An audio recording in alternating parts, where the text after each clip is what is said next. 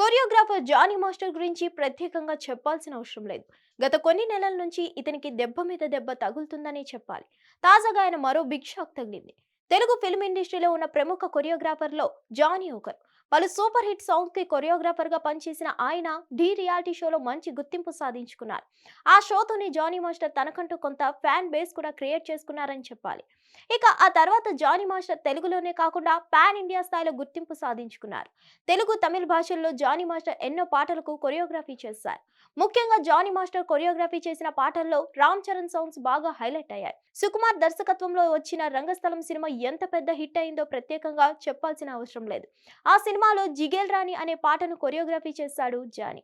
ఈ పాట Johnny master కు విపరీతమైన గుర్తింపును తీసుకొచ్చింది. మంచి గుర్తింపు, సక్సెస్ తో దూసుకుపోతున్న జానీ మాస్టర్ గత కొన్ని రోజులుగా తెలుగు ఫిల్మ్ ఇండస్ట్రీలో సంచలనాత్మక మారిన వివాదం జానీ మాస్టర్ ఇష్యూ. ప్రముఖ pan India Telugu choreographer Jani master పై ఒక లేడీ కొరియోగ్రాఫర్ కేసు పెట్టింది. జానీ మాస్టర్ తనను మైనర్ గా ఉన్నప్పటి నుంచే లైంగికంగా వేధించారంటూ బాధితురాలు పోలీసులను ఆశ్రయించింది. అయితే ఈ కారణంగానే జానీ మాస్టర్ పోలీసులు అదుపులోకి తీసుకొని విచారించి చెంచల్గూడ సెంట్రల్ జైల్లో 14 రోజుల పాటు రిమాండ్ విధించారు.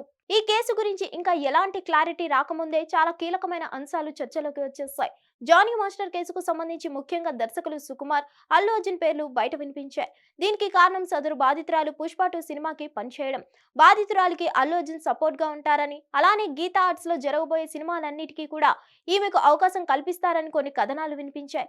అయితే దీని గురించి ఎక్కడా అధికారిక ప్రకటన మాత్రం రాలేదు. ఇక ప్రస్తుతం జానీ మాస్టర్ కు వరుస దెబ్బలు తగులుతూనే ఉన్నాయి. డాన్సర్స్ అసోసియేషన్ నుంచి జానీ మాస్టర్ ను శాశ్వతంగా తొలగించారు. Dancer and dance direction association ఎన్నికల్లో జోసెఫ్ ప్రకాష్ అధ్యక్షుడిగా విజయం సాధించారు. భారీ మెజార్టీతో విజయం సాధించిన ప్రకాష్ డాన్సర్స్ అసోసియేషన్ కు అధ్యక్షుడిగా ఎన్నిక కావడం ఇది 5వసారి. కొంతమంది జానీ మాస్టర్ అభిమానులు కూడా ఈ కేసు విషయంలో పూర్తి స్థాయిలో అవగాహన ఎవరికి రాలేదు.